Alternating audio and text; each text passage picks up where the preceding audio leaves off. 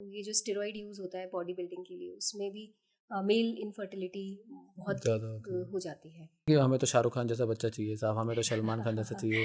तो वो मतलब उसके लिए वो अगर स्पर्म डोनेशन की भी बात करें तो वो उससे कोई फ़र्क आएगा कि अगर मैं किसी अच्छे जैसे इंसान का जो काफ़ी सेलिब्रिटी हो या ऐसा अगर कोई स्पर्म मिल जाए और वो हम अगर फर्टिलाइज़ कर दें तो क्या वो IVF that is in vitro fertilization जिसको हम आम भाषा में अगर बात करें तो जिसको हम बोलते हैं टेस्ट ट्यूब बेबी, आम भाषा में लोग बाग इसका यूज़ करते हैं। उसके प्रति लोगों के मन में काफ़ी भ्रांतियाँ हैं। क्या ये सक्सेस हो सकता है प्रोसीजर? क्या इससे एक बच्चे में कोई दिक्कत तो नहीं होती जो बच्चा हमारा पैदा होता है? और भी बहुत सारी प्रॉब्लम्स जो हम पेरेंट्स नए-नए बनने वाले होते हैं, तो हमें फेस करनी पड़ती है कि कैसा हमारा बच्चा होगा और बहुत सारी चीज़ें हैं। तो इन सारे सवालों के जवाब आज हम इस पॉडकास्ट के थ्रू जानेंगे।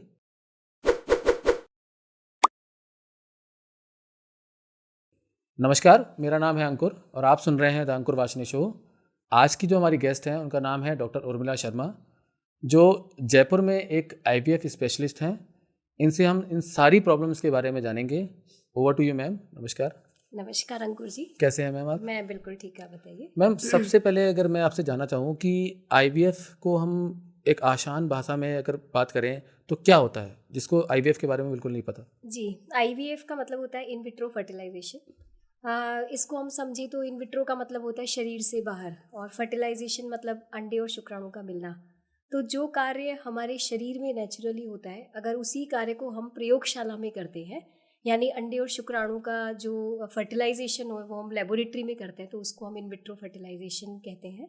इसको हम साधारण भाषा में कहें तो परख नली शिशु तकनीक भी कह सकते हैं, या टेस्ट ट्यूब बेबी तकनीक भी कहते हैं। तो स्पेशली ऐसी फीमेल्स जिनमें किसी भी कारणवश प्रेगनेंसी नहीं हो रही है, ऐसे केसेस में आईवीएफ या टेस्ट ट्यूब बेबी तकनीक के ज़रिए काफ़ी आसानी से मातृत्व सुख की प्राप्ति की जा सकती है। अच्छा, जैसे कि आपने कहा कि फीमेल्स में अगर कोई प्रॉब्लम है जी तो जी। किस तरह की प्रॉब्लम्स की बात करें तो? देखिए, हम इसकी आईवीएफ की बात करें तो सबसे पहले जब आईवीएफ का आविष्कार हुआ था 1978 में, तो वो आविष्कार हुआ था जो मोस्ट कॉमन उस समय जो इंडिकेशन था वो था कि जो फीमेल थी उसकी दोनों ट्यूब्स ब्लॉक थी। तो ट्यूब्स का मेन फंक्शन होता है अंडे और शुक्राणु को मिलाना, एम्ब्रियो वहीं बनता है। तो अगर ट्यूब ब्लॉक होगी तो नेचुरली कंसेप्शन नहीं हो पाएगा। तो उस समय साइंटिस्ट ने सोचा कि क्या कोई ऐसी तकनीक हो सकती है जिसमें ये प्रक्रिया हम शरीर से बाहर करें, और वो जो भ्रूण बनेगा उसको हम बच्चेदानी के अंदर डाल दें, तो वो हमें ट्यूब्स की ज़रूरत ही नहीं पड़ेगी। तो उस समय जब आविष्कार हुआ था तो उस समय साइंटिस्ट ने जो फीमेल थी उनके एग्स को बाहर निकाला, उनके हस्बैंड के स्पर्म्स लिए और उनको लेबोरेटरी में ही फर्टिलाइज कराया, और जो भ्रूण बना उस भ्रूण को नीचे के रास्ते से ही बच्चेदानी में उन्होंने प्रत्यारोपण कर दिया। तो जब सबसे पहले आईवीएफ का आविष्कार हुआ था वो इसीलिए हुआ था क्योंकि ट्यूब्स ब्लॉक थी उस लेडी की, और मोस्ट कॉमन इंडिकेशन भी यही है कि अगर किसी महिला की ट्यूब ब्लॉक है तो ऐसे केसेस में आईवीएफ के ज़रिए माँ बना जा सकता है। धीरे धीरे बहुत सारे एडवांसमेंट्स हुए समय के साथ साथ, और बहुत सारी ऐसी कंडीशंस हैं, not only tubal block but जैसे पीसीओडी है, या किसी के स्पर्म काउंट बहुत कम है, या किसी की एज ज़्यादा है, एग्स कम है, या किसी भी कारणवश प्रेगनेंसी नहीं हो रही है, आप सब तरह का ट्रीटमेंट ले चुके हो, तो ऐसे केसेस में भी आईवीएफ का सहारा लिया जा सकता है। अभी जैसे आपने कहा कि स्पर्म काउंट तो जी वो एक मेल मेल जी फैक्टर जी, है, मेल तो फैक्टर है। उसमें कितना काउंट होना चाहिए कम से कम एक आ, प्रॉपर अगर जी, बात करें? अगर हम लेटेस्ट गाइडलाइंस की बात करें तो आइडियली अगर स्पर्म काउंट 16 मिलियन से कम है तो उसको हम लो स्पर्म काउंट कहते 16 हैं मिलियन पर एमएल। पर एमएल। तो जो सीमेन वॉल्यूम होता है जनरली 1.5 टू 4 ml नॉर्मल होता है। अगर जब हम एनालिसिस करते हैं सीमेन की तो हम काउंट करते हैं माइक्रोस्कोप में नंबर ऑफ स्पर्म्स, तो अगर 16 मिलियन पर ml से ज़्यादा स्पर्म काउंट है तो वो नॉर्मल की गिनती में आता है। वही अगर अपन मोटिलिटी की बात करें तो गतिशीलता जो शुक्राणु की वो भी बहुत इंपॉर्टेंट होती है, क्योंकि अगर शुक्राणु गतिशील नहीं होंगे तो वो एग को फर्टिलाइज नहीं कर फर्टिलाइज नहीं पाएंगे। कर पाएंगे। तो नॉर्मल फर्टिलिटी मोर देन 42% होती है। तो अगर ये फर्टिलिटी कमज़ोर है या काउंट कम है या डिफेक्टिव स्पर्म्स हैं तो ऐसे केसेस में स्वतः ही प्रेगनेंसी नहीं हो पाती। तो ऐसे केसेस में हम आईवीएफ टेक्निक का इस्तेमाल कर सकते हैं। तो जैसे कोई आपके पास अगर पेशेंट आता है जी उसका स्पर्म काउंट अगर फीमेल में सब कुछ सही है जी और जी स्पर्म काउंट अगर कम है तो पहले हम क्या उसकी स्पर्म काउंट की या फिर जो मोटेलिटी है जी। उसको इंक्रीज़ करने की हम कोई मेडिसिन चलाते हैं? वो डिपेंड करता है कि कारण क्या है स्पर्म काउंट कम होने का। कितना कम है स्पर्म काउंट। जब हम सीमेन टेस्ट करते हैं तो उसमें हम देखते हैं कि स्पर्म काउंट कम है तो कितना कम है वो, मान लीजिए 1 मिलियन 2 मिलियन है कि वो सिर्फ थोड़ा बहुत कम है, तो उसकी बेसिस पे हम उसकी जांच करते हैं, उनका इवैल्यूएशन होता है, प्रॉपर एग्जामिनेशन होता है कि टेस्टिस का आकार कितना है, उनके हार्मोनल टेस्ट होते हैं, सोनोग्राफीज होती है। अगर हमें ऐसा लगता है कि कोई ट्रीटेबल कॉज है तो ऐसे केसेस में कुछ महीनों की मेडिसिन उनको दी जा सकती है और फिर हम रिपीट सीमेन टेस्ट कराते हैं, उसमें देखते हैं कि इम्प्रूवमेंट अगर आ रहा है तो नेचुरल जो ट्रीटमेंट्स होते हैं उनके ज़रिए हम ट्रीटमेंट कर सकते हैं। अगर लगता है कि स्पर्म काउंट बहुत ही कम है और काफ़ी ट्रीटमेंट के बाद भी उसमें इम्प्रूवमेंट नहीं हो रहा है तो ऐसे केसेस में तो फिर हमें आईवीएफ की जो एडवांस टेक्निक होती है जिसको हम इक्सी कहते हैं, आईसीएसआई टेक्निक, उसके ज़रिए फिर उनको फर्टिलाइजेशन करा के और फिर इक्सी में क्या होता है मैम, जैसे आपने जिक्र किया? जैसा कि हम कह रहे थे आईवीएफ यानी टेस्ट ट्यूब बेबी, तो इक्सी आईवीएफ की एक एडवांस टेक्निक है। आईवीएफ टेक्निक में हम जब एग्स को बाहर निकालते हैं, पेट्री डिश में रखते हैं, तो उसी समय जो सीमेन सैंपल होता है उसको वॉश करके और लगभग 50,000 के आसपास स्पर्म्स एक एग के आसपास हम रख देते हैं, जिससे कि स्वतः ही जो सबसे बेस्ट स्पर्म होगा वो अपने आप उस एग के अंदर जाता है और उसको फर्टिलाइज कर देता है। इक्सी में आप पंक्चर करके उसको? जी, अगर मान लीजिए स्पर्म काउंट बहुत कम है, 1 मिलियन है, 2 मिलियन है, तो नेचुरल जो फर्टिलाइजेशन होता है तो वो नहीं हो पाता और कई बार वो हम देखते हैं कि अगले दिन वो फर्टिलाइज ही नहीं हुआ एग और स्पर्म। तो ऐसे केसेस में हम एक एग को पकड़ के जो भी बेस्ट स्पर्म हमें नज़र आ रहा है उसको डायरेक्टली इंजेक्शन से इस एग के अंदर इंजेक्ट कर देते हैं, जिससे कि फर्टिलाइजेशन रेट बढ़ जाए, एम्ब्रियो अच्छा बन जाए और फिर उनको प्रेगनेंसी हो पाए। तो इसको एक्सी यानी intracytoplasmic sperm injection, intracytoplasmic word यहाँ पे एग के लिए यूज़ किया गया है, तो मतलब एग के अंदर डायरेक्टली हम स्पर्म को इंजेक्ट करते हैं, तो इसी को हम इक्सी कहते हैं। एक नेचुरल स्पर्म का जाना एग में और एक जी इंजेक्शन के थ्रू जाना, जी जी तो जो भ्रूण बनेगा, एम्ब्रियो बनेगा, जी उसमें कोई प्रॉब्लम नहीं आती जी है? नहीं, ये एक फर्टिलाइजेशन की बहुत ही सेफ टेक्निक है और लाखों करोड़ों बच्चे अब तक दुनिया में आईवीएफ इक्सी टेक्निक से पैदा हो चुके हैं और वो सारे बच्चे बिल्कुल नॉर्मल बच्चों की तरह ही होते हैं। तो काफ़ी सारी स्टडीज़ और रिसर्च हो चुका है और इसमें ऐसी कोई भी एबनॉर्मलिटी आईवीएफ तकनीक से बच्चों में नहीं होती है। और किसी अगर मेल के स्पर्म बिल्कुल ज़ीरो हैं, जी जी, तो उस केस में क्या करते हैं? उस केस में भी 2 कंडीशंस हो सकती है। देखिए, ज़ीरो स्पर्म काउंट का मतलब है कि या तो स्पर्म्स अंदर बन ही नहीं रहे या फिर स्पर्म्स अंदर बन रहे हैं बट ट्यूब्स कहीं, ब्लॉक है, या फिर रास्ते में कहीं रुकावट है जो उनका ट्रैक्ट होता है जिसमें ट्रैक्ट वो होता बाहर है। आते हैं। तो अगर प्रॉब्लम है कि रास्ते में कहीं रुकावट है तो ऐसे केसेस में हम डायरेक्ट टेस्टिस में से पंक्चर करके स्पर्म्स बाहर निकाल सकते हैं और उनको आईवीएफ टेक्निक के द्वारा फर्टिलाइज किया जा इक्सी सकता के है। थ्रू? अगर स्पर्म्स अंदर भी नहीं बन रहे हैं, मान लीजिए कोई ऐसी प्रॉब्लम है स्पर्मेटोजेनेसिस की या कोई जेनेटिक फैक्टर है या कोई कैंसर की वजह से कीमोथेरेपी, रेडियोथेरेपी देते हैं या फिर टेस्टिस निकाल दी गई है, तो ऐसे केसेस में स्पर्म्स होते ही नहीं है अंदर, तो ऐसे केसेस में ऑब्वियसली हमें डोनर स्पर्म्स की ज़रूरत पड़ेगी। तो ऐसे केसेस में हम फिर डोनर स्पर्म्स लेके उनका आईयूआई तकनीक से इलाज किया जा सकता है। लेकिन मैम पेशेंट्स ऐसे आते होंगे ना आपके पास कई बार कि नहीं, हमें तो साहब हमें अपना स्पर्म का ही चाहिए। हाँ, तो अगर ऐसे उस केसेस में अगर उनको दोनों विकल्प बताए जाते हैं कि अगर स्पर्म्स अंदर है ही नहीं तो हम किसी भी तकनीक से नए स्पर्म्स अंदर जनरेट नहीं कर सकते। प्रॉब्लम अगर हमारे जेनेटिक लेवल पे है या फिर टेस्टिस है ही नहीं या रेडियो कीमोथेरेपी से टेस्टिस पूरी तरह डिस्ट्रॉय हो चुकी है, कई बार ऐसी कंडीशंस होती हैं कि जिनमें जन्मजात ही टेस्टिस अनडिसेंडेड होती है जो ऊपर कई टाइम एब्डोमेन में रह जाती है, तो ऐसे केसेस में बहुत श्रिंक हो जाती है टेस्टिस और अंदर बिल्कुल भी स्पर्म्स नहीं बन पाते, तो उसमें डोनर स्पर्म्स के अलावा हमारे पास फिर कोई रास्ता नहीं रहता। तो उनको एक्सप्लेन किया जाता है, कई लोग इसके लिए रेडी हो जाते हैं और कई लोग नहीं होते, तो उनके फिर पास उनको फिर एडॉप्शन का ही एक ऑप्शन होता है, एडॉप्शन या फिर आईवीआई डोनर सीमेन, उसमें हम कुछ नहीं कर तो सकते। डोनर की अरेंजमेंट आप लोग कराते हैं कि वो किसी फैमिली मेम्बर से भी कर सकता है? पूरा अभी जो नया लॉ आया है अभी लास्ट 2 साल पहले एक एआरटी यानी हाँ, एक लॉ आया कि आप, असिस्टेड हाँ, रिप्रोडक्टिव टेक्निक से रिलेटेड नया कानून है, उसके अंतर्गत हम जो सीमेन सैंपल लेते हैं डोनर, वो एआरटी बैंक्स के द्वारा लिया जाता है। जैसे ब्लड बैंक होता है वैसे ही एआरटी बैंक होता है। 2 चीज़ें होती है, ART clinic and ART bank. तो हम लोग जो आईवीएफ करते हुए एआरटी बैंक क्लिनिक होते हैं और ऐसे एआरटी बैंक होता है जहाँ पे हमें डोनर स्पर्म्स वहाँ से हमें मिल जाते हैं।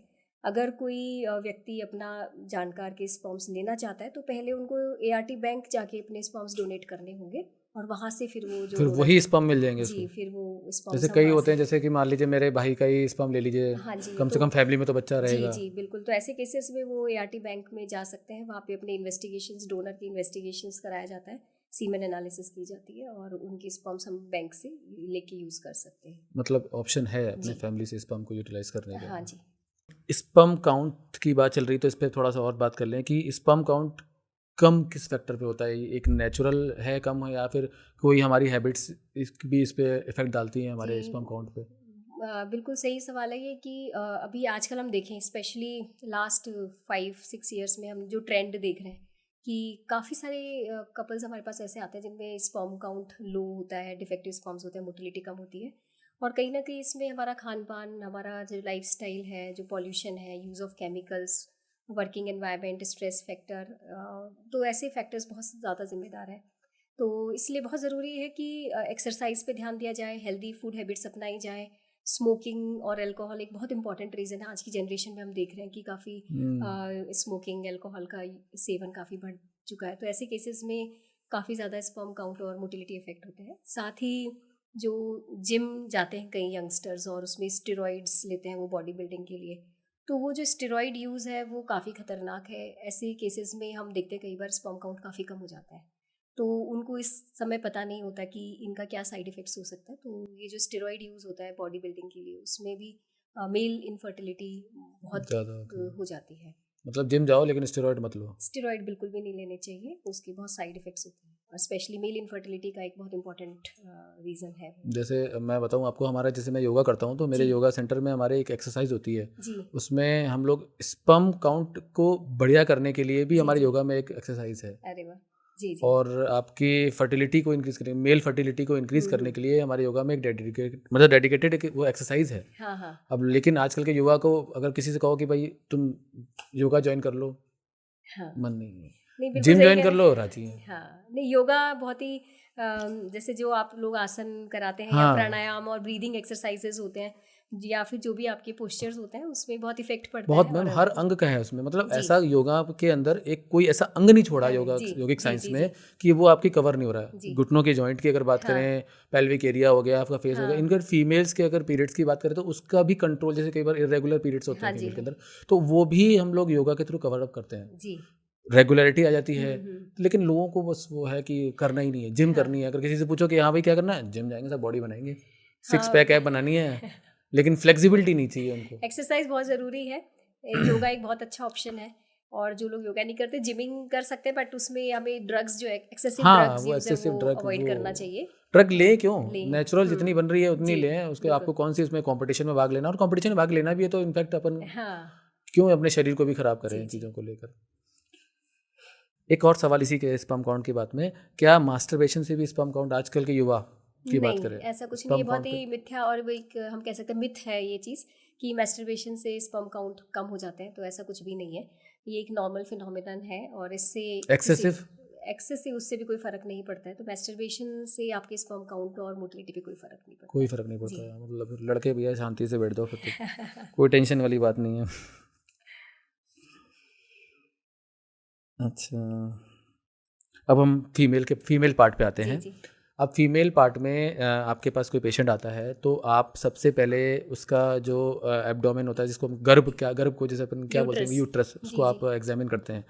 तो वो एग्जामिन करते वक्त आप क्या देखते हैं कि उसका जो यूट्रस है वो हेल्दी के पैरामीटर्स क्या हैं? मतलब जी, आप जी, इंजेक्ट समझ करने वाले गई। हैं उसको, तो मतलब क्या पैरामीटर्स है एक हेल्दी यूट्रस के? आमतौर पे जो यूट्रस के लिए हम टेस्ट करते हैं वो एक सोनोग्राफी होती है और सोनोग्राफी में भी हम ट्रांसवेजाइनल सोनोग्राफी करते हैं जो नीचे के रास्ते से की जाती है। तो जब भी हम सोनोग्राफी करते हैं तो यूट्रस का साइज़ चेक करते हैं, कोई प्रॉब्लम तो नहीं है, जैसे उसमें कोई गांठ तो नहीं है, कोई स्वेलिंग जिसको कि हम एडिनोवायसिस कहते हैं, या कोई पॉलिप, कोई जन्मजात विकृति जैसे यूनिकॉर्नुएट यूट्रस है, बाइकॉर्नुएट यूट्रस, ये बहुत सारी होती है जन्मजात विकृतियाँ, वो हम चेक करते हैं। सबसे इम्पॉर्टेंट चीज़ है वो है एंडोमेट्रियल थिकनेस। एंडोमेट्रियल थिकनेस एक अंदर की लेयर होती है जिसकी हम थिकनेस मेजर करते हैं।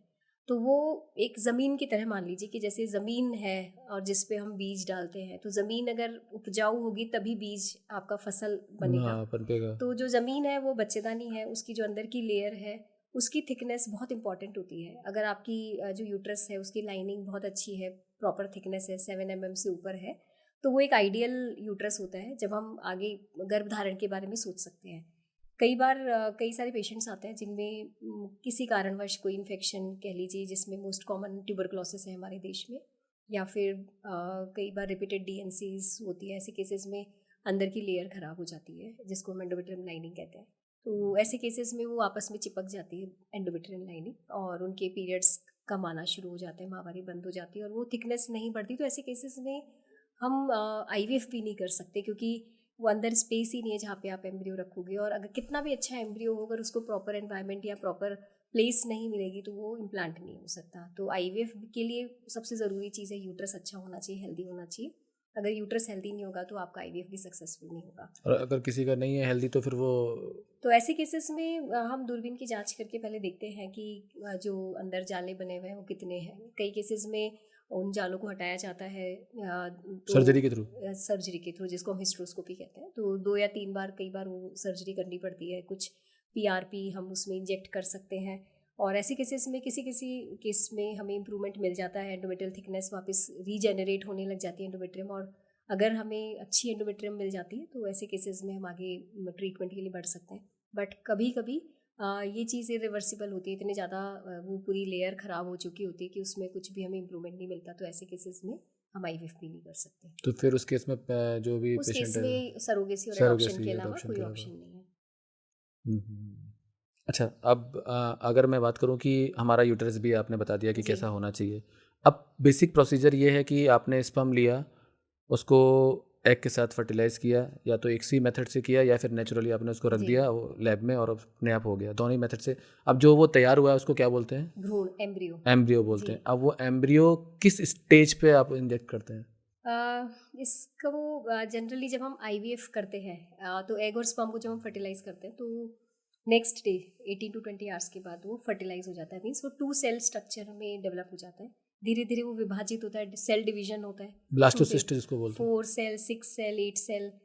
तो डे 2, डे 3, डे 5 अलग अलग स्टेज है जिस पे हम ट्रांसफ़र कर सकते हैं, एम्ब्रियो को फ्रीज कर सकते हैं। डे 3 ट्रांसफ़र होता है जिसमें 6 to 8 सेल का एम्ब्रियो होता है, तो उस स्टेज पे भी एम्ब्रियो को यूट्रस में ट्रांसफ़र करा जा सकता है। दूसरा, अगर हम एम्ब्रियो को 5 दिन तक बाहर बड़ा करते हैं तो डे 5 तक जो एम्ब्रियो बड़ा होता है, विकसित होता है, उसको हम ब्लास्टोसिस्ट कहते हैं। तो डे 5 की स्टेज पे भी एम्ब्रियो को ट्रांसफ़र किया जा सकता है। ब्लास्टोसिस्ट स्टेज पे एम्ब्रियो ट्रांसफ़र करने का फ़ायदा ये होता है कि कई बार जो अच्छे एम्ब्रियोज़ हैं उनका सिलेक्शन हम बाहर लैब में ही कर सकते हैं, कि सारे एम्ब्रियो सर्वाइव नहीं करते डे 5 तक। तो जो बेस्ट एम्ब्रियोज़ होंगे वही सर्वाइव करेंगे। तो ऐसे केसेस में जब हम अच्छे ब्लास्टोसिस्ट ट्रांसफ़र करते हैं तो सक्सेस रेट काफ़ी अच्छा होता है। कितने आप लोग तैयार करते हैं एक लैब, मतलब एक बार में? जितने भी एग्स निकलते हैं, जितने भी एग्स फर्टिलाइज होंगे, उनमें से जो बेस्ट एम्ब्रियोज हैं वो हम सभी सिलेक्ट करते हैं, और बेस्ट ग्रेड के एम्ब्रियो सभी हम फ्रीज करके रख सकते हैं। ज़्यादा से ज़्यादा 1 या 2 एम्ब्रियो ट्रांसफ़र किए जाते हैं, उससे ज़्यादा हम नहीं करते क्योंकि वो लॉ के अकॉर्डिंग अलाउड भी नहीं है। और दूसरा, ब्लास्टोसिस स्टेज आप मैक्सिमम 2 ट्रांसफ़र कर सकते हैं।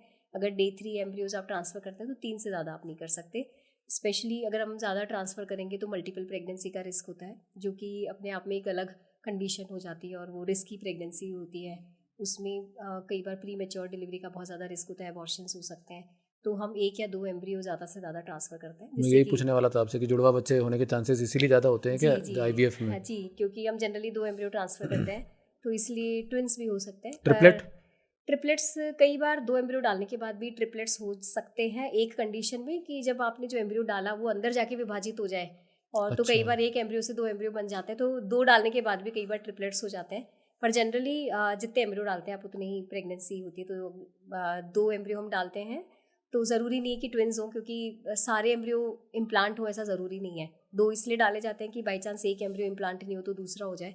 बट उसमें से कई केसेस में ट्विन्स होते हैं, किसी में सिंगल होता है, और कई बार 2 के बाद भी आईवीएफ फेल हो भी सकता है। तो तो जो हम जो डाल रहे हैं एम्ब्रियो, तो उसका सेक्स डिटरमाइन किया जा सकता है उस स्टेज पे? नहीं, वो नहीं किया जा सकता, वो पॉसिबल है भी नहीं, और इंडिया में किसी भी टेक्निक से ये अलाउड भी नहीं है। इट इज़ क्योंकि क्योंकि हमारे लोगों के मन में ये रहता है कि जी आपको पता चल जाता है कि आप कौन सा डाल रहे हो। नहीं, ये क्योंकि एम्ब्रियो एक बिंदु से भी कई गुना छोटा होता है, माइक्रोन्स में उसकी साइज़ होती है, माइक्रोस्कोप से ही दिखता है, और सभी एम्ब्रियो एक जैसे ही दिखते हैं। तो आप उससे ये नहीं डिटरमाइन कर सकते कि उसका जेंडर क्या है, और वो अलाउड भी नहीं है, उसकी कोई टेक्निक भी नहीं है। तो ये एक बहुत बड़ी भ्रांति है लोगों के मन में, हाँ, स्पेशली जो टीचर्स आते हैं हमारे पास, जो विज्ञान वाले हाँ, टीचर्स, वो विज्ञान कहते हैं वाले कि मैडम आपको तो पता ही होता होगा, बट मैं बता दूं कि भाई हाँ। जो चीज़ नहीं, इनफैक्ट मैं भी यही सोचता था कई बार कि यार जब डाल ही रहे हैं, बाहर ही हो रहा है सारा काम, नहीं, ऐसा तो पॉसिबल नहीं फिर है। तो पता ही होगा। सभी एम्ब्रियोज एक जैसे ही दिखते हैं, अच्छा, एक और जैसे ही दिखते ये हैं। पॉसिबल नहीं है किसी भी तरीके से। वो तो बाद में ही पता चलेगा लेटर स्टेज वो में कि जब वो मेल है कि वो फीमेल नहीं है। कर सकते वो तो हाँ, मतलब जो तो पैदा होगा जब भी पता जी चलेगा आपको। बिल्कुल। हाँ, क्योंकि नहीं वो कई बार लगता है हमें जैसे जैसे आपने हमारे सही पास कहा। भी कई कपल्स आते हैं जिनके पहले फीमेल्स होती हैं और ये हाँ, मन वो में होता है कि लड़का शायद पैदा हो आईवीएफ जाए। से लड़का हो जाए, बट ये बहुत बड़ी भ्रांति है। और ऐसे कपल्स को हम समझा के भेज देते हैं कि भाई आपके ऑलरेडी 2 या 3 संतान है और लड़कियां हैं और इस तकनीक से लड़कियां भी हो सकती हैं, तो वो समझ जाते हैं फिर जनरली, मतलब हाँ, उनको नहीं हम। मैंने कई जगह सुना ऐसा, हाँ कई लोग आपस में हम लोग बात करते हैं तो बोले यार लड़का चाहिए आईवीएफ करा लो, वहाँ पे तो हाँ कंफर्म लड़का ही होगा। बिल्कुल सही कह रहे हैं, कईयों के दिमाग में ये सवाल होता है, हाँ, बट ऐसा बहुत। पॉसिबल नहीं है आईवीएफ के जरिए कि हम कोई सिलेक्टेड जेंडर का बच्चा हाँ, फिर ऐसे तो फिर कर सभी करा सकते लें। हैं। जी बिल्कुल। अच्छा, जेंडर से बात आई, अगर हम चाहें कि हम अपने बच्चे में ये गुण चाहते हैं तो ऐसा जी भी पॉसिबल है पहले करना? अभी एज ऑफ नाउ अभी पॉसिबल नहीं है। आने वाले ज़माने में कुछ जेनेटिक इंजीनियरिंग की मदद से ऐसा कुछ पॉसिबल हो पाए तो इसके लिए हो सकता है फ्यूचर में नहीं, कई पॉसिबल। लोग कहते होंगे ना कि हमें तो शाहरुख खान जैसा बच्चा चाहिए साहब, हमें तो सलमान खान जैसा चाहिए। तो वो मतलब उसके लिए वो अगर स्पर्म डोनेशन की भी बात करें तो वो उससे कोई फ़र्क आएगा कि अगर मैं किसी अच्छे जैसे इंसान का जो काफ़ी सेलिब्रिटी हो या ऐसा अगर कोई स्पर्म मिल जाए और वो हम अगर फर्टिलाइज़ कर दें तो क्या वो नहीं, पर ऐसा फ़र्क डालेगा? ऐसा अलाउड नहीं है ना, मतलब आपके जब स्पर्म काउंट बिल्कुल नॉर्मल है तो हम क्यों करेंगे, मतलब वो आपके नहीं, आते होंगे ना आपके पास ऐसे कई पेशेंट कि नहीं नहीं, साहब ऐसा हमें कोई तो। भी नहीं आता है। जनरली सब खुद के ही स्पर्म से फर्टिलाइज करना खुद का ही बच्चा चाहते नहीं, हैं। कई तो होते हैं ना कि जैसे कि नहीं साहब हमें तो हमारा बच्चा चाहिए मैंने साहब। अभी तक ऐसा कोई कपल नहीं देखा जिसने कहा हो कि मुझे कोई शाहरुख खान जैसा बच्चा चाहिए वो नहीं, तो मतलब एक एग्जांपल बताया मैंने आपको, हाँ जैसे जी। कि भाई मुझे कोई एक्टर चाहिए बच्चा भविष्य में, या फिर मुझे तो वैसा भविष्य में डॉक्टर चाहिए आपकी जैसे, हाँ, तो कोई नहीं ऐसा पर स्पर्म मिल जाए मेरे को। नहीं, ऐसे जनरली नहीं, बट सबके मन में ये सवाल होता है कि डोनर अच्छा होना चाहिए, डोनर के स्पर्म्स अच्छे होने चाहिए, इन्फेक्शन नहीं होना चाहिए। तो ये सब काम स्पर्म बैंक ऑलरेडी जो जितने भी डोनर्स होते हैं उनको स्क्रीनिंग करते हैं, वो एआरटी बैंक की रिस्पॉन्सिबिलिटी होती है। उसका सारा स्क्रीनिंग किया जाता है, सारे वाइटल मार्कर्स टेस्ट होते हैं और उनके टेस्ट करने के बाद ही वो लोग हमें सीमन सैंपल प्रोवाइड करते पता नहीं रहता होगा लेकिन जिससे आपका स्पर्म मिला है आपका हैं। नहीं, डोनर का पता नहीं रहता होगा, वो वो हम हिडन रहता है। जी वो एनोनिमस। हम्म। अच्छा, अब अगर मैं बात करूं मैम आपसे कि अगर किसी माँ बाप में कोई बीमारी है जी जो जेनेटिक है, जी अगर वो चाहें कि हम आईवीएफ के थ्रू अगर हम अपना बेबी जी कंसीव करा रहे हैं तो वो बीमारी उसमें ना आए, हाँ तो हाँ क्या ये पॉसिबल है? जी, बहुत सारी कंडीशंस ऐसी होती है जिनका हम पता लगा सकते हैं। और स्पेशली ऐसी कंडीशन जो इनहेरिटेबल होती हैं, कोई सिंड्रोम, कोई जेनेटिक उसको प्रॉब्लम है, तो अगर पहले किसी बच्चा, मान लीजिए कोई अफेक्टेड है किसी का चाइल्ड, तो उस चाइल्ड का पहले जेनेटिक टेस्ट कराया जाता है, फिर कपल्स का कुछ चेकअप होते हैं, उससे वो जीन आइडेंटिफाई की जाती है। और जो एम्ब्रियो हम बनाते हैं उस एम्ब्रियो को फिर बायोप्सी लेके जेनेटिक टेस्टिंग के लिए भेजा जाता है। और अगर जो अफेक्टेड एम्ब्रियो, सपोज हमने 4 एम्ब्रियो की बायोप्सी भेजी और उनमें से 2 एम्ब्रियो आपके डिजीज्ड हैं, तो ऐसे एम्ब्रियोज को आप हम डालते ही नहीं हटा सर। के और जो स्वस्थ एम्ब्रियो उनको हम ट्रांसफ़र कर सकते हैं। कई सारी कंडीशंस है जिनका अपन पता लगा सकते हैं, तो ऐसे केसेस में वो किया जा सकता है। उसके पहले हम जेनेटिक काउंसलिंग कराते हैं कपल की और जेनेटिसिस्ट से डिस्कस करते हैं कि क्या इस कंडीशन को हम पहले डिटेक्ट कर सकते हैं। तो कई सारी कंडीशंस है जिनका पता लगाया जा सकता है और ऐसे केसेस में हम आईवीएफ के जरिए डायग्नोज कर सकते अच्छा, आपने जैसे जेनेटिक टेस्टिंग करके जो जी हेल्दी एम्ब्रियो है वो डाल दिया है जी जिसके अंदर वो जेनेटिक मटेरियल नहीं है, जी लेकिन फिर भी उसके बाद कोई चांसेस हैं कि पेट में, मतलब जब वो पनप रहा हो बच्चे के घर, मतलब माँ के घर में, उसके बाद वो उसको बीमारी लग जाए? आपने तो पूरा टेस्टिंग करके जी। किया।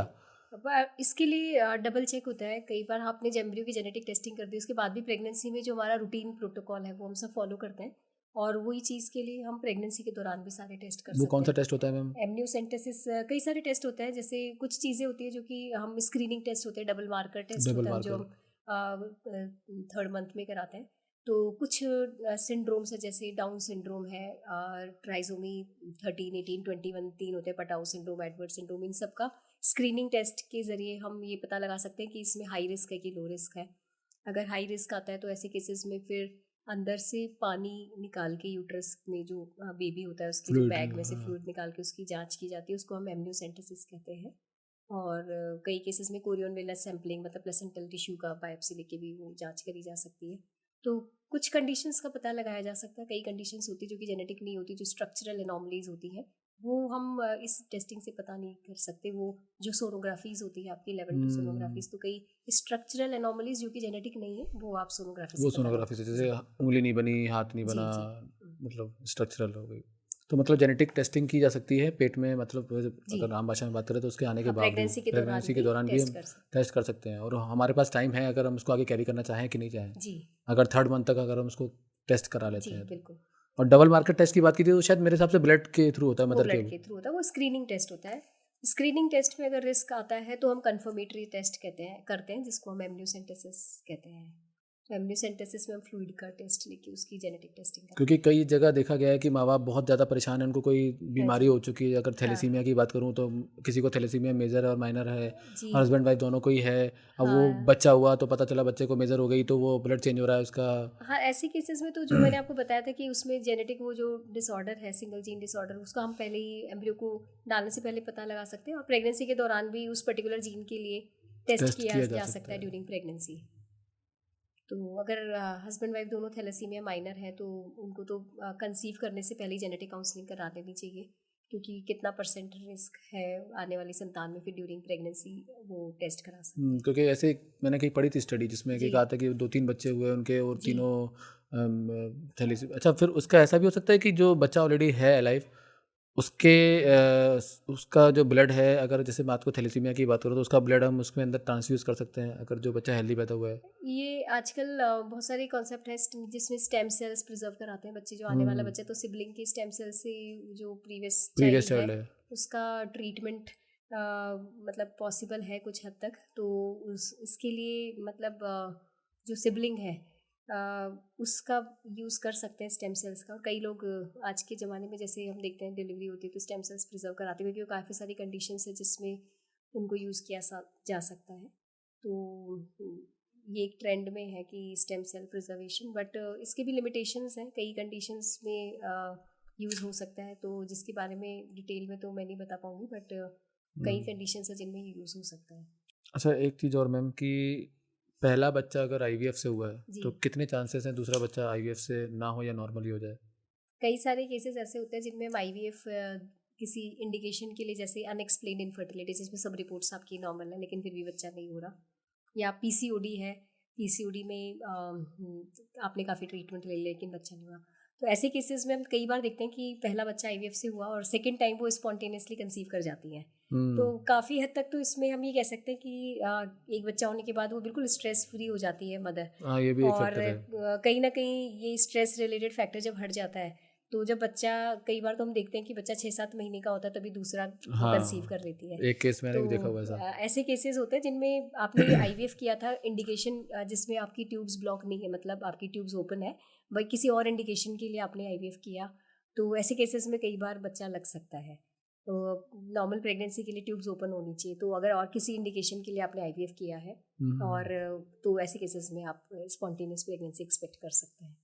और मैं ऐसा ऐसा ये भी देखा गया है कि जिनका पहला बच्चा नॉर्मल हो गया जी। Without any use of IVF, तो उनको दूसरे बच्चे में काफ़ी तकलीफ़ें आ रही हैं इस समय। कईयों के साथ मैंने ऐसे जी। केसेस, आपके पास भी आते होंगे हाँ, काफ़ी, हाँ, काफ़ी जहाँ आते हैं। पे पहला बच्चा तो नॉर्मल हो गया, तो क्या जो गैप बच्चों में हम ज़्यादा रख देते हैं वो केसेस ऐसे ज़्यादा आते हैं कि इंस्टेंट वाले भी आते हैं कि भैया आज बच्चा हुआ, साल 2 साल वापस नहीं ट्राई किया, नहीं हुआ तो फिर आईवीएफ के लिए आ गया, ऐसे केसेस भी आते हैं, मतलब कैसा रहता है? ज़्यादातर जो हम देखते हैं वो एज रिलेटेड फैक्टर है, जो आप कह रहे हो कि गैप ज़्यादा दे दिया, तो गैप ज़्यादा देने से जो मोस्ट इंपॉर्टेंट फैक्टर है वो फीमेल एज होती है फर्टिलिटी के लिए हम बात करें तो भगवान ने एक लिमिटेड नंबर ऑफ एग्स सबको दिए हैं, फीमेल्स को बर्थ पे ही डिसाइड हो जाता है कि इतने एग्स आपके रहेंगे, जिसको हम एग रिजर्व कहते हैं।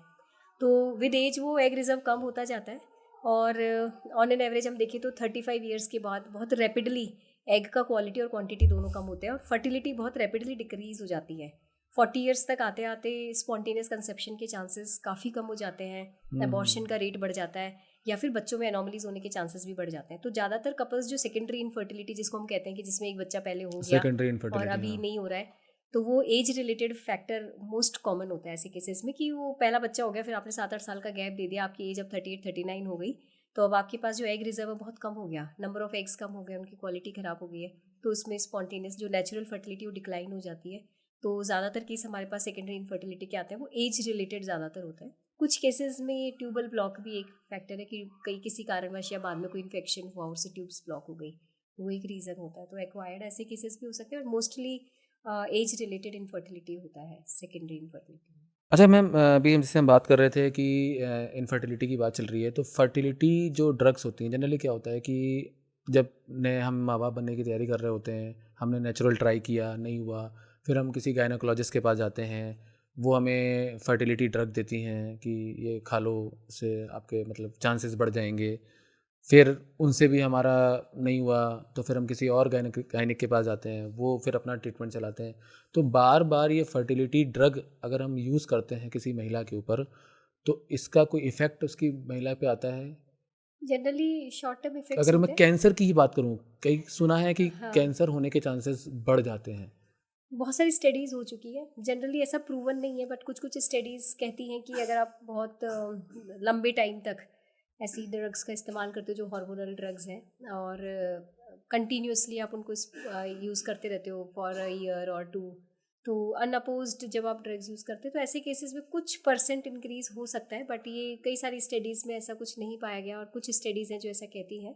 तो to be on safer side बहुत ज़्यादा तो हमें ये ड्रग्स यूज़ नहीं करनी चाहिए under supervision, under gynaecologist advice ही यूज़, क्योंकि कई बार हमने देखा है कि एक बार जब आप पेशेंट को वो दवाई लिखते हैं तो अपने आप ही वो नेक्स्ट उनको लगता है कि ये वाली मेडिसिन मैं अपने आप ही 4-5 महीने तो अपने आप ही खा लेते हैं। हम्म। तो ऐसे जो यूज़ है ड्रग्स का वो हमें अवॉइड करना चाहिए, और एक डॉक्टर की सलाह पे ही ये दवाइयाँ लें विद प्रॉपर मॉनिटरिंग, जिसमें हम फॉलिकुलर मॉनिटरिंग भी करें, जिससे हमें पता रहे कि हाँ आपका फॉलिकल कब बन रहा है, कब ओवुलेशन हो रहा है, तो जिससे कि उस साइकिल को हम पूरा यूटिलाइज कर सकें। और ऐसी ड्रग्स लेते समय डॉक्टर को ज़रूर बताएं कि आपने पहले कितनी साइकिल्स ऐसी ड्रग्स के ले चुके हैं, जिससे कि वो डॉक्टर आगे आपका प्लान कर सके कि हमें और कितनी साइकिल्स आपको ओवुलेशन इंडक्शन की मेडिसिन क्योंकि देनी आपके है। आईवीएफ ट्रीटमेंट में भी आप फर्टिलिटी ड्रग्स यूज़ करते होगे आप। मेनली हम लोग टैबलेट्स की बजाय इंजेक्शन यूज़ होते हैं, और वो उनका जनरली शॉर्ट टर्म इफेक्ट होता है और वो यूरिन के थ्रू एक्सक्रीट हो जाते हैं, तो लॉन्ग टर्म वो बॉडी में डिपॉजिट नहीं रहते हैं, तो एज सच उनका कोई बहुत लॉन्ग टर्म साइड इफेक्ट नहीं होता है। शॉर्ट टर्म इफेक्ट जो भी हार्मोनल चेंजेस, किसी का हेडेक होना या कुछ पेट में भारीपन लगना, ऐसा टेम्पररी साइड इफेक्ट्स देखने को मिल सकते हैं, जो कि ठीक हो जाते हैं after when the effect of the drug is over. क्या पेनलेस प्रोसीजर है मैम कि पेनफुल है? आईवीएफ का प्रोसीजर बहुत ही सेफ प्रोसीजर है और पेनलेस प्रोसीजर है। जो इसमें इस प्रक्रिया में मेनली हम लोग कुछ इंजेक्शंस लगाते हैं for 10 to 12 days starting from period second day of periods. ये इंजेक्शन इसलिए लगाए जाते हैं जिससे कि हम ज़्यादा फॉलिकल डेवलप कर सके और हमें एक सर्टेन नंबर ऑफ एग्स मिल सके। ये जो इंजेक्शंस हैं बिल्कुल बारीक से इंजेक्शन होते हैं जो कि पेट पे लगाए जाते हैं, जैसे इंसुलिन के इंजेक्शन कई सारे पेशेंट लगाते हैं वैसे इंजेक्शंस होते हैं, और जनरली पेनलेस इंजेक्शन होती है क्योंकि बहुत बारीक नीडल होती है।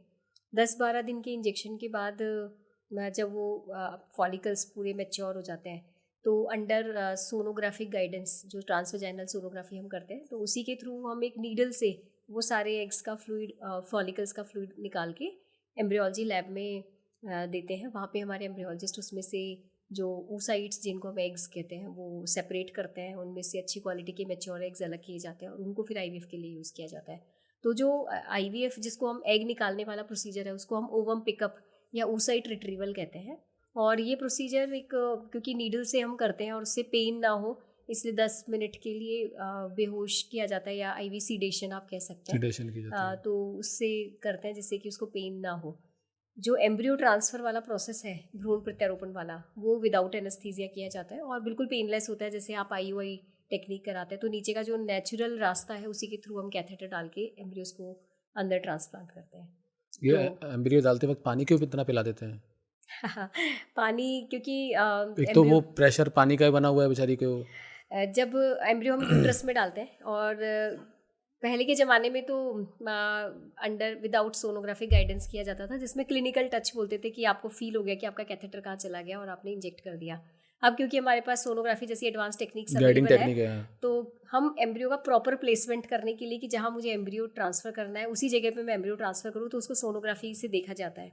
सोनोग्राफी से देखने के लिए ब्लैडर फुल होना चाहिए, तभी आपको यूट्रस दिखेगा, क्योंकि यूट्रस एक पेल्विक ऑर्गन है जो कि पेल्विस में रहता है। तो आपको ऊपर से सोनोग्राफी जब आप करते हैं तो आपको नहीं नज़र आता। जब आप ब्लैडर फुल अच्छा, करते हैं तो यूट्रस ऊपर आ जाता है ऊपर आ जाता और है। आपको दिखने लग जाता है, जिससे कि आप कैथेटर जब डालें तो आपको पता रहता है कि मुझे इस जगह एम्ब्रियो डालना है, तो मैं उसी जगह पे एम्ब्रियो ट्रांसफ़र करूँ, जिससे कि अपना सक्सेस रेट मैक्सिमम हो सके। तो इसलिए पानी पिलाया जाता है जिससे कि हमें यूट्रस अच्छे से विजुअलाइज हो सके। और उसके बाद पेशेंट कितनी देर तक मतलब उसको लेटे रहना पड़ता है?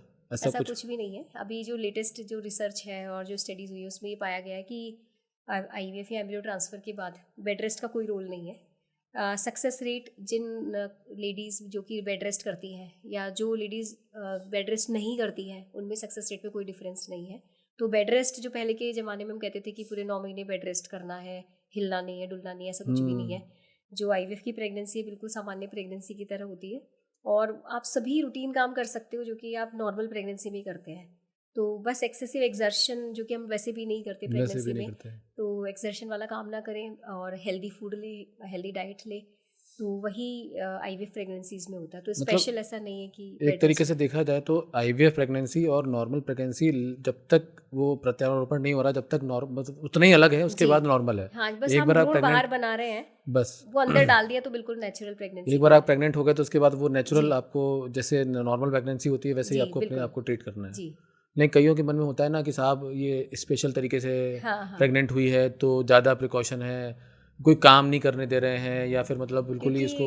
बिल्कुल सही कह रहे हैं आप, क्योंकि हम सभी पेशेंट्स को बिल्कुल नॉर्मल रहने के लिए बोलते हैं, उनमें से भी 90% पेशेंट्स बेड रेस्ट ही करते हैं। हाँ, क्योंकि उसकी डरते हैं कितना पैसा तो खर्च किया। किसी और फीमेल से पूछते हैं तो वो बेड रेस्ट करे तो वो भी बेड रेस्ट करेगी, वो नारियल पानी पी रही है तो वो भी नारियल पानी पिएगी।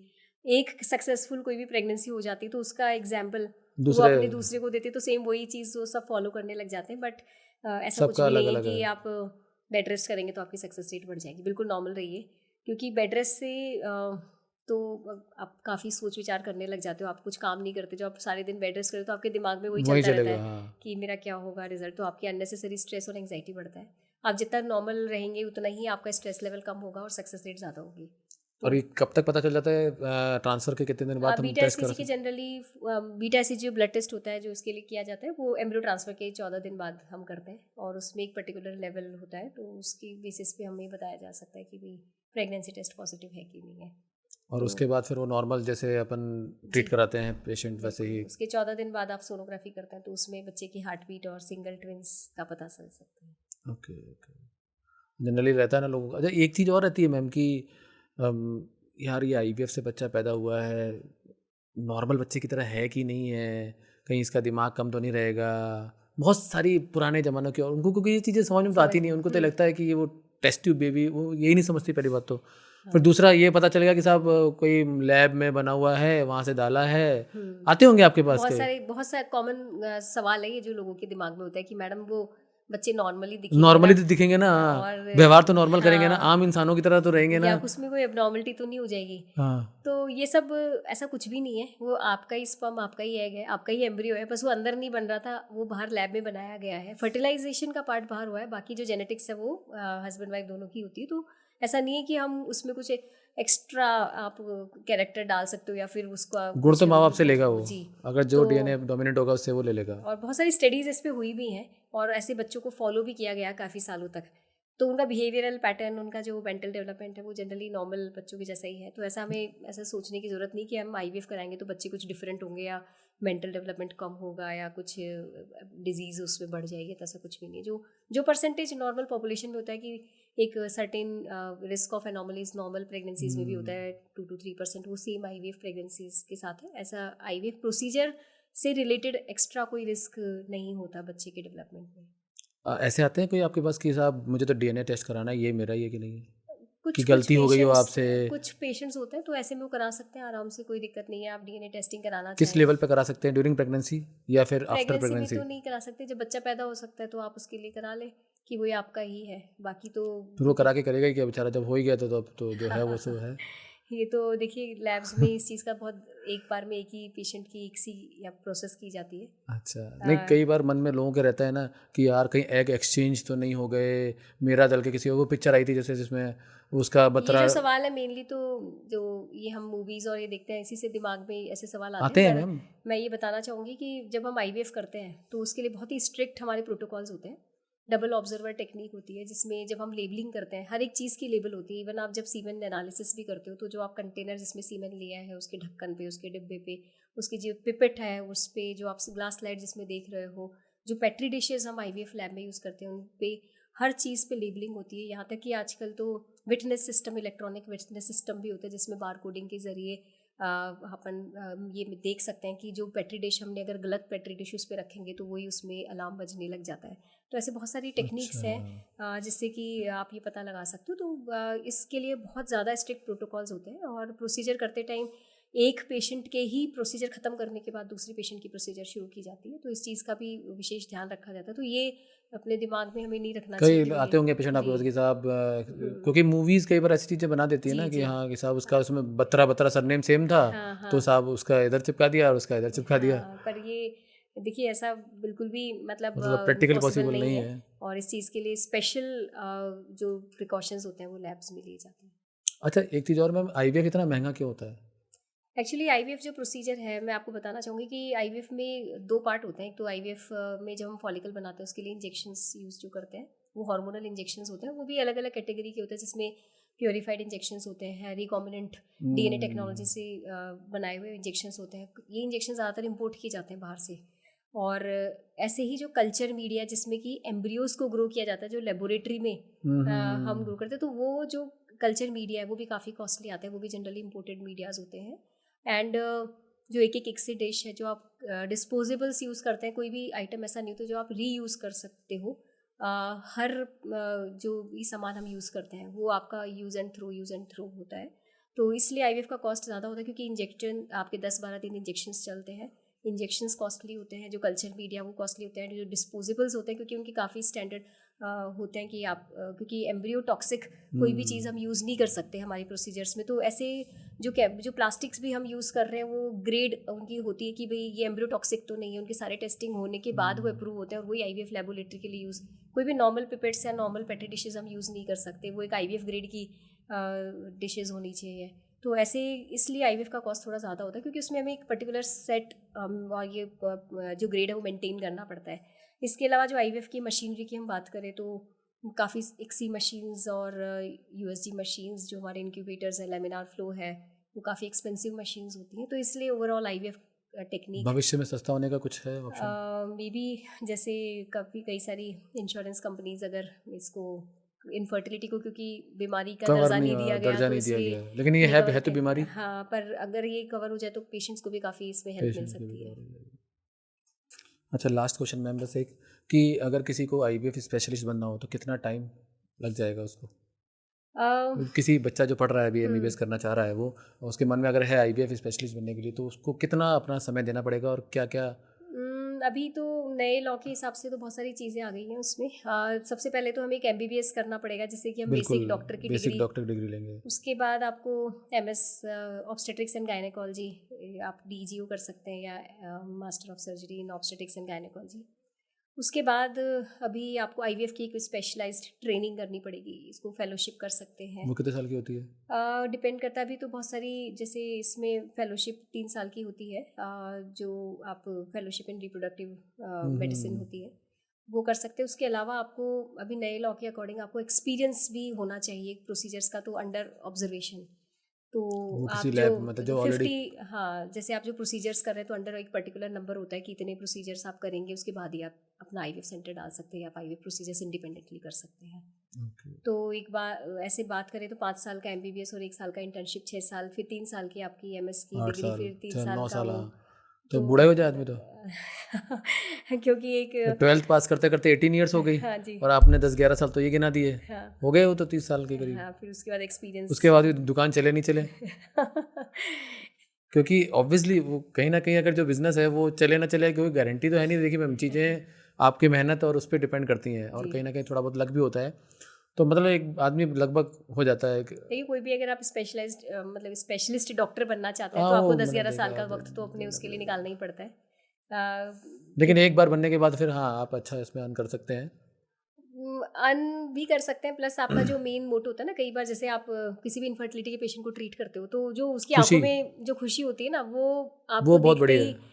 आपको खुद फील हो जाता है। उसका पेन भी फील होता है और उसका जो आप उसको क्योंकि शुरू से आखिरी तक देखते आ रहे हो, तो जो फर्स्ट विजिट पे जो उसका ग्रीफ होता है, जो उसकी वरीज होती है, वो भी आप देखते हो। और जब उसको पॉजिटिव आ जाता है तो आधे से ज़्यादा पेशेंट तो रो पड़ते हैं, मतलब आप इमोशनल बिल्कुल इतने हो बिल्कुल जाते हैं बिल्कुल कि भाई बिल्कुल। वो क्योंकि कनेक्टेड होता है पूरा सोशल, ये एक मेडिकल प्रॉब्लम से ज़्यादा सोशल प्रॉब्लम है सोशल जिसमें प्रॉब्लम है बहुत ज़्यादा। जिसको कि हम सोसाइटी एक्सेप्ट ही नहीं करती है। और बिल्कुल। फीमेल स्पेशली इसमें बहुत ज़्यादा उनके साथ शोषण होता है। तो ऐसी मतलब पैसे जो से ज़्यादा खुशी खुशी बहुत जी ज़्यादा इसमें आपका जो फील कर लेते हो, मतलब आप उसमें उनके साथ ऐसा लगता है कि भाई वास्तव में आप ऐसा काम कर रहे हो कि जो किसी को खुशी दे रहा है, और उनकी खुशी में आपको अपना सब कुछ मिल जाता है, मिल जाता है। मतलब क्योंकि तो पेशेंट के लिए, बेचारों के लिए जी आखिरी एक तरीके से देखा जाए हाँ होप है खुद के बच्चे का। बाद में तो लास्ट में तो फिर वो एडॉप्शन है ही, जी और एडॉप्शन भी इतना आसान नहीं है। जी बहुत ऐसे सारे स्टेट इंडिया के अंदर बात करें हम्म तो एडॉप्शन इतना आसान नहीं है कि आपको तो गए और आपको नगर निगम वाले बैठे ही हैं कि हाँ सब ले जाओ। तो ऐसा नहीं होता है, जी काफ़ी आपके जांचें होती हैं, प्रोटोकॉल्स होते हैं, उनके सारे वो फॉलोअप करने के बाद आपको एक एडॉप्शन मिलता है जी बच्चे का। और आखिरी होप है, तो उसमें पेशेंट्स को थोड़ा सा रहता ही है कि भाई इतना पैसा लगा रहे हैं मतलब इसमें शायद मेरे हिसाब से वो भी होती है आप लोग की कि आप लोग आजकल पैकेज भी बना के रखते हैं ना कि भाई हाँ, कि जैसे 2 से 3 वो चांसेस आप लोग लिए जाते हैं। स्पेशली जैसे कई सारे पेशेंट्स होते हैं जिनकी हमें लगता है कि सक्सेस रेट कम है, रिजर्व कम है या स्पर्म काउंट कम है, और हमें थोड़ा सा कुछ फैक्टर्स लगते हैं कि चांसेस कम है, तो ऐसे पेशेंट्स के लिए कंपोजिट पैकेज बना दिया जाता है, जैसे कि सस्ता बाई पड़ जाए थोड़ा चांस सा उनको। फर्स्ट साइकिल में नहीं हो तो दूसरे में उनको कंसीव हो जाए, तो ऐसे पैकेज सिस्टम भी होता है, इंडिविजुअल साइकिल्स भी होती है, तो डिपेंड करता पैकेज है। वाले में तो फर्स्ट साइकिल में जो आपने एम्ब्रियो बनाए थे एक्स्ट्रा, वो आप फ्रीज कर लेते डिपेंड होगे। करता है, अगर आप किसी के एक्स्ट्रा एम्ब्रियो बन जाते हैं तो उनको यूज़ कर सकते हैं, अगर फ्रीज किसी के कितने दिन तक कर सकते हैं लगभग? गवर्नमेंट की तरफ से 10 ईयर्स तक अलाउड है, नए लॉ के अकॉर्डिंग, तो आप 10 ईयर्स तक फ्रीज कर सकते 10 ईयर्स पहले जो बच्चा बना था वो हैं जी मतलब हाँ वो उसमें सेल मैंने समझा नहीं मैम, सेल्स कैसे फ्रीज हो जाते हैं? वो होते तो लाइव सेल्स ही है ना? लाइव जैसे हम किसी भी चीज़ को बहुत, जैसे हम सब्जियां भी रखते हैं ना फ्रिज में, फ्रीजर में हाँ, रख देते फ्रीजर में हैं, रख देते हैं तो वो बिल्कुल। वहीं पे फ्रेश ही रहेंगे। हाँ, हाँ, ऐसे ही हाँ। लिक्विड नाइट्रोजन में उनको, देखो हम सब्जी सब्जी है, लेकिन अपन अगर ह्यूमन सेल्स की बात करें, हाँ तो वो हाँ, भी भले वो डिवाइडिंग 4 सेल सेल्स ही हैं हैं, 5 जी, सेल ही हैं, लेकिन वो डिवाइड होना रुक जाते हैं उस वो वक़्त, रुक जाते हैं क्योंकि आपने उनको एक पर्टिकुलर टेम्परेचर पे लिक्विड नाइट्रोजन में फ्रीज तो कर वो दिया डेड है। नहीं होते। वो डेड नहीं होते, जब उनको थॉ करते हो आप नॉर्मल लाते हो तो हाँ, वापस वो डिवाइड करना शुरू कर देते हैं, तो हमने जैसे टेम्पररीली उसको प्रोसेस को सीज कर दिया, तो मतलब ये वो सोचा भी होगा तो किसने सोचा होगा कि कैसे कर सकते हैं? मतलब जी दिमाग में आम इंसान के भी ना आए कि साहब इंसान की ज़िंदा सेल्स को भले 10 ही सही, जी उसको फ्रीज़र में डाल दिया और वो फ्रीज़्ड पड़ा है। जी और 10 साल बाद आप जैसे बता रहे हो उसकी लिमिट होती है, 10 साल बाद यूज़ कर रहे हो तो पता था 10 साल पहले वो बच्चा पैदा होता। हाँ, तो जो सेम एज के जो बच्चे हैं, एक 10 साल का होता है और एक 1 साल, मतलब अगर आप 10 साल बाद डालोगे तो पैदा बने तो एक साथ ही हैं दोनों बच्चे, हाँ, तो बट हाँ, ऐसा कर सकते हैं जैसे मान लीजिए किसी ने आईवीएफ कराई और 2-3 एम्ब्रियो बने और उसने 2 एक फ्रीज़ करा लिया और एक डलवा लिया और वो सक्सेस हो गया, उसके बच्चे हो गए। अब जो फ्रीज़ किया हुआ है वो 5-6 साल बाद उसको वापस आ जाए कई डलवाने, सारे कपल्स आते हैं तो हमारे वो पास। सेम होते हैं बच्चों के कैरेक्टरिस्टिक कि नहीं, कुछ। क्योंकि दोनों एम्ब्रियो अलग है, तो जैसे आप एक साथ भी 2 एम्ब्रियो डालते हो, 2 बच्चे होते हैं, तो वो डिफरेंट, हाँ, क्योंकि डिफरेंट ही दोनों हो, एम्ब्रियोज अलग हैं, तो दोनों तो वो ट्विन्स ही तो कहलाते होंगे लेकिन वो वो। ट्विन्स है, बट वो ट्विन्स सेम वो होते हैं जो एक एम्ब्रियो से बाद में डिवाइड अच्छा, होते हाँ, हैं। हाँ, हाँ। तो वो सेम जेंडर के होंगे और सेम कैरेक्टरिस्टिक्स होंगे, 2 डिफरेंट कोई एम्ब्रियो फ़र्क नहीं आएगा, मतलब वो मतलब ऐसा कोई सिमिलैरिटी नहीं आएगी दोनों बच्चों में। ऐसा ज़रूरी नहीं है।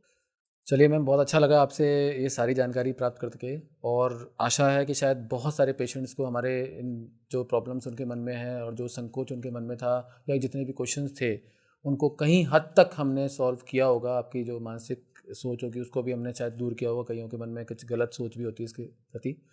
तो अगर और भी आपके मन में क्वेश्चंस हैं तो मैम का यहाँ पे हॉस्पिटल है, आप मैम से डायरेक्टली मिल भी सकते हैं। आप गूगल पे सर्च करेंगे मैम का नाम डॉक्टर उर्मिला शर्मा, तो आपको उनका हॉस्पिटल का नेम और लोकेशन मिल जाएगी। आप उनसे संपर्क कर सकते हैं, अपने जो भी प्रॉब्लम्स है आप उनसे डायरेक्टली उनके हॉस्पिटल में डील कर सकते हैं और इसका लाभ उठा सकते हैं। Thank you very much. Thank you. Thank you. Thank you.